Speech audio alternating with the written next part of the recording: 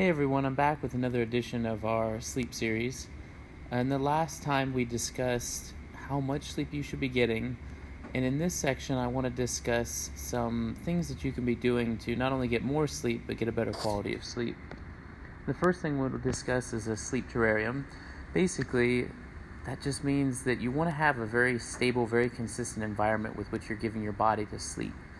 And one of the best examples I always have of this is somebody that kind of waits until the end of the day when they lay down, they're trying to go to sleep to check through all of your phone or your emails or social media, or maybe you're one of those people that enjoys watching TV while in bed or eats while in bed or does other things. And like I said, the body is really amazing at picking up on these external cues, this external stimulus, and it shapes your physiology based on those cues.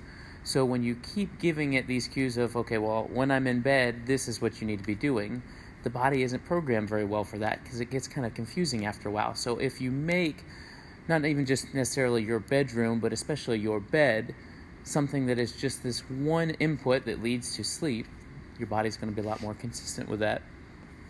The second thing is the 65-degree ambient temperature. The ambient part there is really big. You do not have to set your house to 65 degrees for the AC. But the area that you're sleeping in, your immediate vicinity, does need to be about 65 degrees. And it's amazing how consistent most of the research is on this. It is almost always maybe plus or minus 1 or 2 degrees away from 65. And most of them have it exactly at 65. Now you might say, okay, if my house isn't 65, how am I going to have that area at 65? Well, that can be something just as simple as a fan or some type of event that keeps that area right next to your bed at that temperature. And one of the reasons this helps so much, again, is it's creating that environment that your body perceives as the time and place to sleep. One of the things your body likes to do while you're sleeping is cool down a little bit. It's actually the coldest time as far as the cycles that your body goes through. It is the coolest when you're asleep and about the middle of the night. But as you're getting ready to go to sleep, that transition from the last couple hours of wakefulness into sleep, the body likes to start to cool down. So it's a really good variable to start changing. Create a stable sleep routine. So this isn't necessarily talking about the area or your environment. This is talking about the timing and the sequencing of everything. You want to make sure that, although it does not have to be perfect, that you are trying to fall asleep around the same time every day. And usually one of the biggest things that we've kind of mentioned before is the difference between your weekday sleep and your weekend sleep. No, it does not have to be exactly the same time, but you want to make sure that it's not too big of a gap. You want to make sure that if you're getting up at 5 a.m. Monday through Friday, you're not trying to get up at 11 on Saturday and Sunday. It's just a little bit too hard to switch from one to the other, and it keeps the body in this constant state of back and forth confusion where you don't ever really get good quality sleep. The next thing would be pay attention to body cues. This one was really interesting to me, and actually for clinical patients or people that have actual clinical grade insomnia, one of the things that they actually recommend now is if you cannot go to sleep after 30 minutes of lying in bed. So that's not 30 minutes of being on your phone or doing something else while lying in bed. 30 minutes of your eyes are closed and you're making an effort to relax and go to sleep, but just can't seem to do it.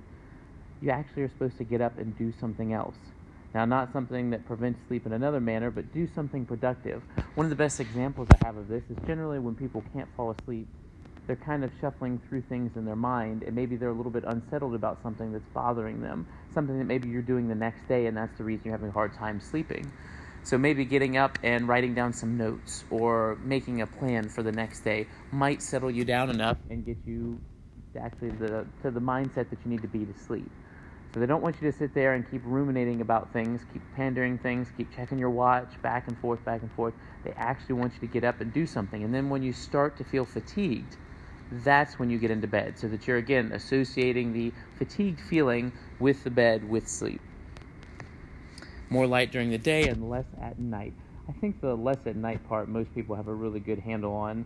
So I'm going to focus on the more light during the day. It's actually the flip side of that coin that most people don't think about is you also want to make sure that you're not going through your day in a dimly lit environment. And I think people tend to kind of get this more in the wintertime when the sun isn't out as much. But the best example I always give of it is you've probably had one of those mornings where you spent the first 2 or 3 hours where the lights are really dim and you're just kind of groggy and you're waking up very slowly.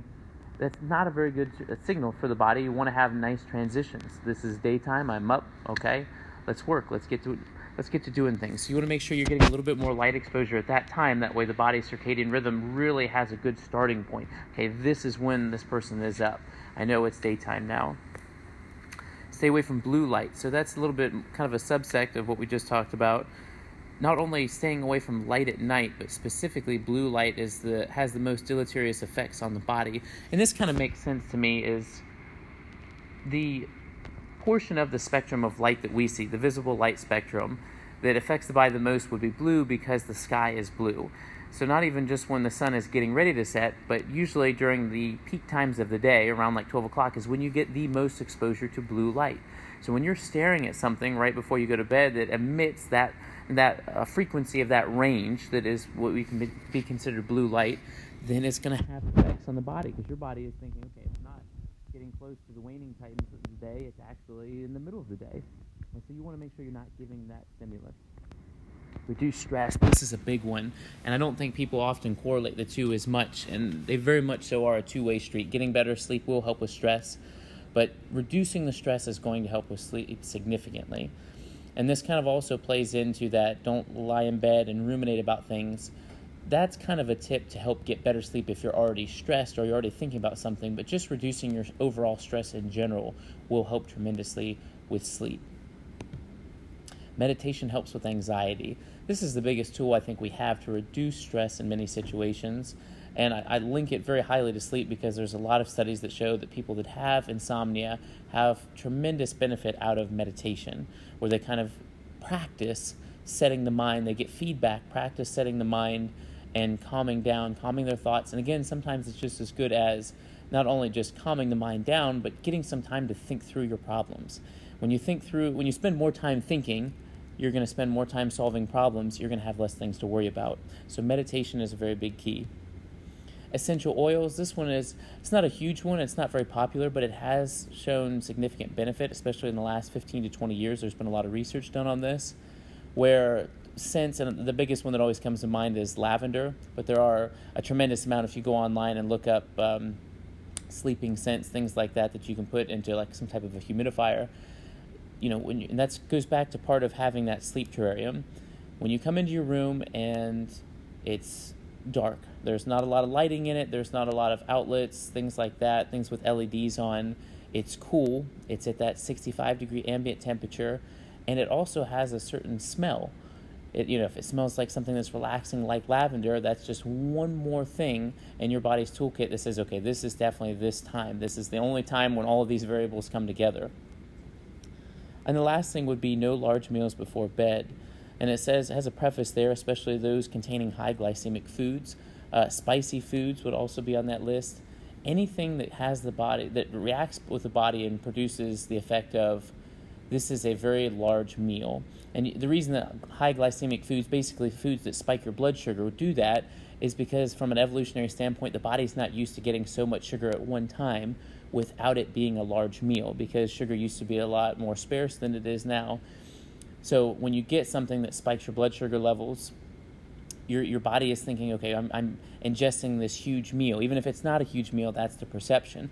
So body temperature goes up, heart rate goes up, the body produces more stomach acid, things like that. And those are all things, like we were just talking about, that are not conducive to sleep. That's not the right signal. When your body's trying to cool down and slow your heart rate, lower your blood pressure, all that good stuff, and then you eat something right before bed that negates all of those things or even goes in the opposite direction, now you're not sending the right signal. And then your body has to kind of wait until you get past that point or until those effects subside. Or the other side of that might be that you still can sleep, but you don't get the same quality of sleep. When your body can't lower your heart rate, lower your temperature effectively enough, you might get sleep, but you might not go through those phases that we talked about in that second edition. So that's it for today.